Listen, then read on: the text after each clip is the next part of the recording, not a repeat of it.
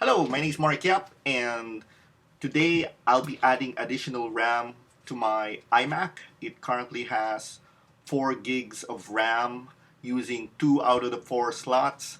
I bought an additional RAM, it's 8 gigs, so let's get started.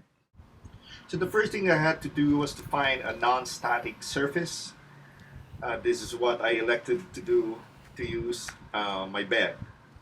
The RAM of the iMac is found underneath the unit. As you can see, there are 3 screws that needs unscrewing, and this is the screwdriver I'll be using.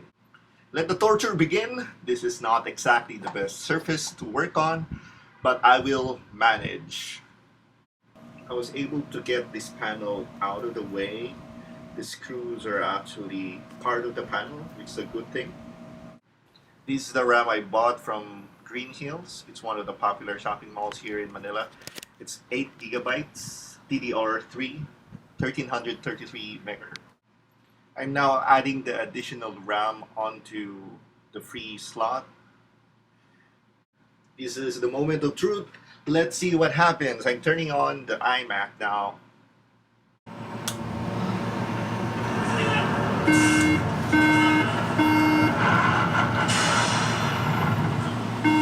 How's my audio? What I found is that these two brands did not want to coexist. The Elpida is the stock RAM that comes with the iMac. The Kingston is the 8 gigabyte RAM that I bought. So I'm having to remove the 2 pieces of 2 gigabyte RAM that was stock, that came with the iMac, and just using the Kingston 8 gigabytes of RAM. So after restarting, voila, I have 8 gigabytes of RAM already.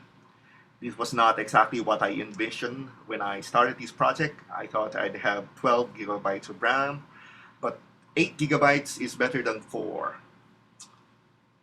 Great! Thank you for watching.